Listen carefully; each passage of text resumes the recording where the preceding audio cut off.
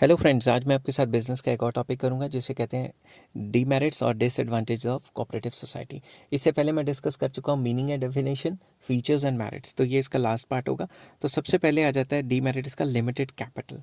Limited capital क्यों होती है? It is formed by the people who have limited resources and there is no compulsion to contribute some minimum amount of capital to be a member. Basically इसके इस type की organisation या society के पास कम पैसा होता है, क्योंकि आपको मेंबर बनने के लिए कोई मिनिमम सब्सक्रिप्शन तो चाहिए ही नहीं। तो ज़्यादातर लोग जो इसके मेंबर बनते हैं उनके पास काफ़ी कम पैसे होते हैं। अगर ज़्यादा पैसे होते तो जॉइंट स्टॉक कंपनी खोल देते, जो मैं आने वाले वीडियोज़ में टॉपिक डिस्कस करना चाहता हूँ नहीं, करूँगा ज़रूर।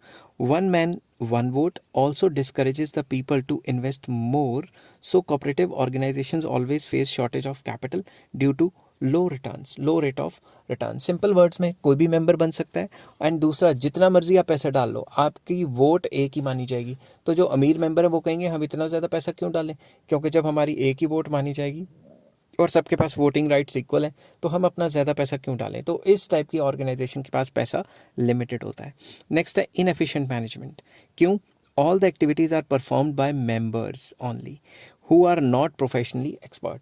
तो ज़्यादातर जो एक्टिविटीज़ हैं वो कौन करता है? मेंबर्स। और मेंबर्स प्रोफेशनली एक्सपर्ट तो होते नहीं, उन्होंने कौन सी एमबीए या हाई फाई क्वालिफिकेशंस ली होती हैं, ठीक है। ज़्यादातर तो नॉर्मल लोग होते हैं। तो इसमें ज़्यादातर जो एक्टिविटीज़ हैं वो मेंबर्स परफॉर्म करते हैं। Cooperative organisations can not afford to pay high salaries to professionals and qualified people. जो बड़ी बड़ी मल्टीनेशनल कंपनी है वो हाई क्वालिफिकेशंस वाले बंदों को और हाईली क्वालिफाइड बंदों को जॉब्स देती हैं, मगर ये कोऑपरेटिव ऑर्गेनाइजेशन तो अपने जो बंदे हैं उन्हीं से काम चलाती है, उन्हीं को मेंबर बना के उनसे काम चलाती है। इस वजह से जो मैनेजमेंट है वो इतनी अच्छे लेवल पे नहीं होती जितनी बड़ी बड़ी कंपनियों की होती है या मल्टीनेशनल कंपनीज करती हैं।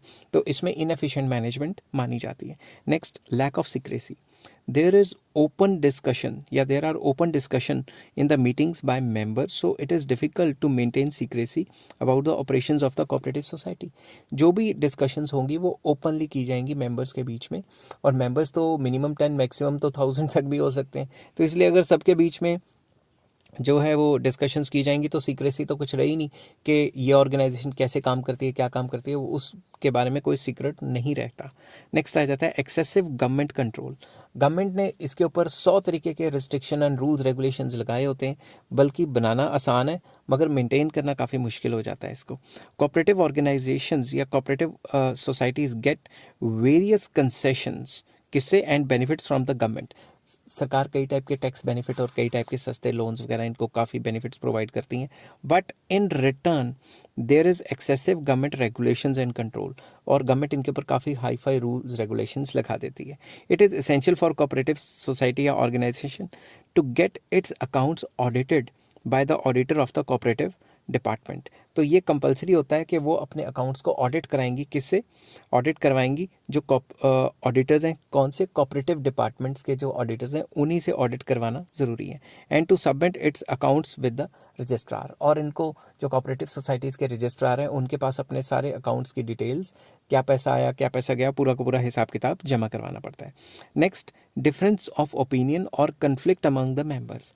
हर एक मेंबर का अपना अपना ओपिनियन हो सकता है जिसके चलते बाद में पंगे पड़ सकते हैं। Members are from different sections. जो भी इसके मेंबर्स होते हैं वो different sections of the society से आते हैं, that is why they may have different opinion and attitude. उनका अलग अलग व्यू हो सकता है।